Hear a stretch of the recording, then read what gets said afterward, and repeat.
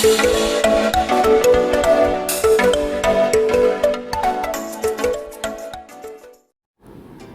Students, आज मैं आपको जावास्क्रिप्ट में लूपिंग के बारे में बताने वाला हूँ। जावास्क्रिप्ट में मेनली लूपिंग जो है 5 तरह के होते हैं। अच्छा, लूपिंग क्या है, उसके अंदर कौन कौन से प्रकार के लूप्स होते हैं, इसके पहले हम लूपिंग होता क्या है ये समझते हैं।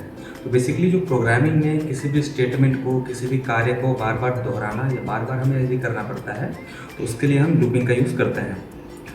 मैंने जैसे कि आपको बताया, जावास्क्रिप्ट में 5 तरह के लूप्स का यूज़ होता है या 5 तरह के कीवर्ड्स होते हैं जिनके थ्रू हम लूप्स को एग्जीक्यूट कर सकते हैं। तो सबसे पहले उन 5 लूप्स के बारे में समझ लेते हैं। जावास्क्रिप्ट में जो 5 लूप है उसमें से फर्स्ट होता है व्हाइल लूप, सेकेंड होता है डू व्हाइल लूप, थर्ड होता है फॉर लूप।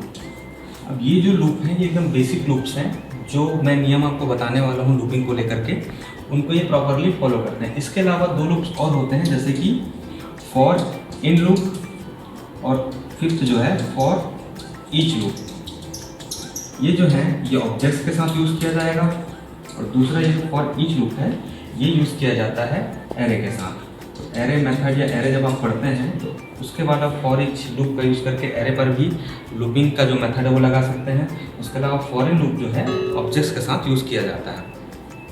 बेसिकली जो लूपिंग के सामान्य नियम हैं वो while loop, do while loop और फॉर लूप, इन पर अप्लाई।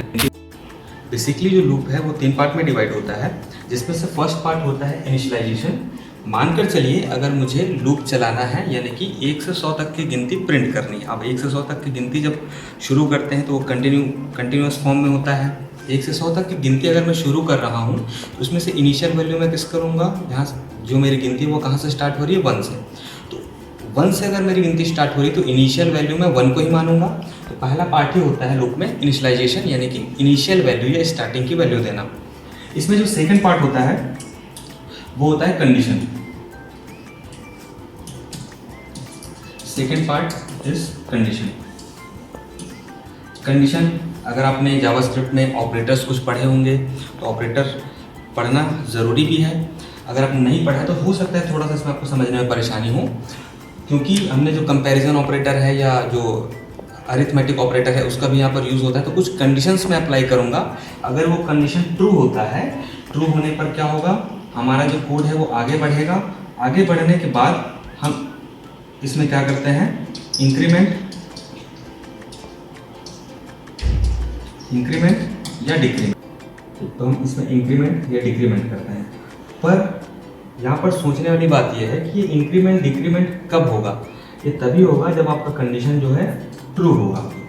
अगर कंडीशन फॉल्स होता है, जैसे ही कंडीशन फॉल्स होता है हम इस लूप के बाहर चले जाते हैं। एग्जिट या आउट ऑफ लूप मैं बोल सकता हूँ। जैसे ही कंडीशन फॉल्स हुआ क्या होगा, हम इस लूप से बाहर चले जाते हैं। मतलब जब मुझे 1 से 100 तक की गिनती प्रिंट करनी थी तो 1 से 100 तक की गिनती प्रिंट होने के बाद मान लीजिए कंडीशन फॉल्स हुआ तो हमारा लूप वहीं पर रुक जाएगा। अब हम समझते हैं कि व्हाइल लूप कैसे काम करेगा। व्हाइल लूप को अप्लाई करने के लिए जो व्हाइल कीवर्ड है उसी का यूज़ किया जाएगा, और साथ ही मैंने आपको जो 3 चीज़ें बताई थी, 3 पार्ट बताए थे, इनिशियलाइजेशन, कंडीशन और इंक्रीमेंट या डिक्रीमेंट, ये कैसे व्हाइल लूप पर अप्लाई होता है इसको हम समझते हैं। तो सबसे पहले जावास्क्रिप्ट का प्रोग्राम स्टार्ट करने के लिए मान लीजिए मैंने HTML का एक डॉक्यूमेंट लिया हुआ है और इस पर मैं टैग यूज़ करूँगा, उसको हम बोलते हैं स्क्रिप्ट टैग। और इस स्क्रिप्ट टैग को लास्ट में मान लीजिए मैंने कहीं पे क्लोज भी किया हुआ है। इस स्क्रिप्ट टैग के अंतर्गत ही, क्योंकि हम जावास्क्रिप्ट का प्रोग्राम लिख रहे हैं, तो इसी के अंदर हम सारा कोड जो है इंप्लीमेंट करेंगे या लिखेंगे। सबसे पहले मैं कोई वेरिएबल डिक्लेयर करता हूँ। वेरिएबल मान लीजिए मैं लेता हूँ ABCD, हम कुछ भी ले सकते हैं, मैं A ले रहा हूँ। और एग्जाम्पल हमने लिया है वही 1 से 100 तक का काउंट वाला एग्जाम्पल। अगर मुझे 1 से 100 तक की संख्याएं प्रिंट करवानी है अपने डिस्प्ले में तो मैं कैसे कराऊंगा। सबसे पहले मैंने एक वेरिएबल लिया A नाम से, जिसको एक इनिशियल वैल्यू दे दी, कितनी, 1। अब हम यूज़ करते हैं व्हाइल कीवर्ड का यूज़। व्हाइल, क्योंकि मैं व्हाइल लूप का ही आपको एग्जांपल बता रहा हूँ तो मैंने व्हाइल कीवर्ड यूज़ किया। और यहाँ पर अब हम देंगे सेकंड पार्ट। पहले पार्ट में मैंने क्या किया, एक इनिशियल वैल्यू दे दी कि हमारा जो लूप कहाँ से स्टार्ट होगा, 1 से स्टार्ट होगा। देन हमारा जो लूप है कहाँ तक चलेगा, क्योंकि लूप मुझे सिर्फ 100 तक चलाना है, 1 से 100 तक के, तो मैं कंडीशंस भी वैसे ही रखूँगा कि हमारा लूप 1 से 100 तक ही चले। तो मैं यहाँ पर कुछ कंडीशन इस तरह से रखता हूँ कि A इज़ लेस देन और equal to 100। A is less than और इक्वल टू 100। अब मैंने जैसे ही वाइल लूप के लिए कंडीशन रखा, मैं करली ब्रेस लगा करके कुछ स्टेटमेंट प्रिंट करवाता हूँ, और इसके लिए मैं लिखता हूँ यहाँ पर डॉक्यूमेंट डॉट राइट, और इस डॉक्यूमेंट डॉट राइट में मैं ए को प्रिंट करवा देता हूँ। जो वेरिएबल हमने ए लिया था इसी को मैं डॉक्यूमेंट डॉट राइट के अंदर प्रिंट करवाता हूँ, और ये जो करली ब्रेस ओपन था इसको हम यहाँ पे क्लोज करते हैं। तो इस प्रकार से आप देख रहे हो, पहले मैंने इनिशियल वैल्यू दिया, सेकेंड पार्ट में मैंने कंडीशन और उसके साथ एक स्टेटमेंट दे दिया कि मुझे कौन सा काम करवाना है। मुझे कौन सा काम करवाना है, सिर्फ ए को प्रिंट करवाना है, जो कि 1 से स्टार्ट होकर के 100 तक जाएगा। अगला पार्ट होता है इसका इंक्रीमेंट या डिक्रीमेंट। तो इंक्रीमेंट के लिए सिंपल सा मैं ये लाइन लिख देता हूँ कि ए का वैल्यू क्या होगा, हर बार 1 का इंक्रीमेंट करेगा। कितने का इंक्रीमेंट करेगा? हर बार 1 का। अच्छा, यहाँ पर एक गलती हुई है, ये जो करली ब्रेस है ये इसके बाद क्लोज होगा। ठीक, तो अब इसको अगर हम इंप्लीमेंट करना चाहें, जैसे ही मैं इस कोड को रन करता हूँ तो सबसे पहली बार में क्या प्रिंट होगा? 1। अगर 1 प्रिंट होता है ए के वैल्यू के रूप में, तो अब आप दूसरा इसका जो पार्ट है उसको चेक कीजिए। अगर ए की जगह मैं 1 रख देता हूँ तो क्या ये कंडीशन ट्रू है?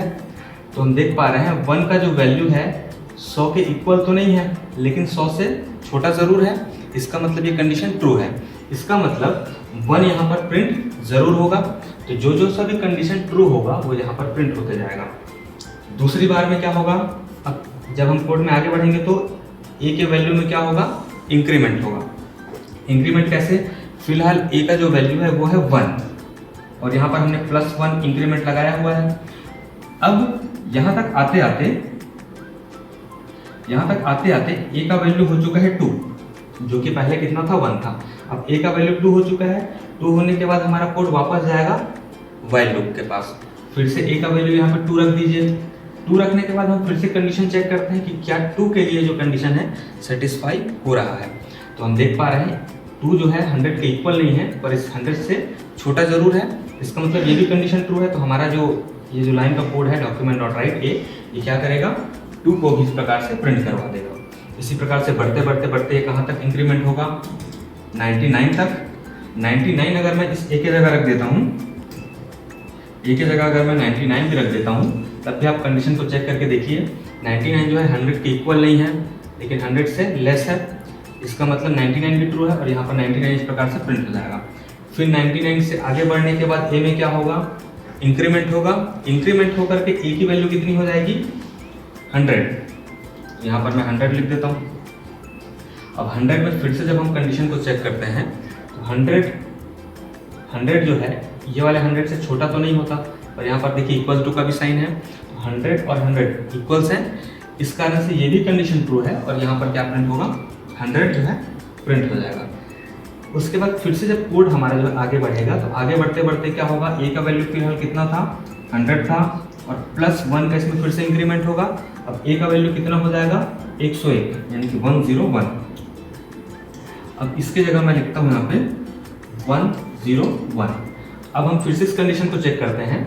101 क्या है? 100 के बराबर है क्या? नहीं है। साथ ही जो 101 है 101 है, वो 100 से छोटा है क्या? ये भी नहीं है। इसका मतलब ये जो कंडीशन है क्या होगा? फॉल्स हो चुका है। फॉल्स होने के बाद हम क्या होते हैं? लूप से बाहर चले जाते हैं। इसका मतलब ये जो 101 है यहाँ पर प्रिंट नहीं होगा। और 1 से लेकर 100 तक की संख्या जो इस प्रकार से जावास्क्रिप्ट में व्हाइल लूप के थ्रू आप प्रिंट करवा सकते हैं। Thank you.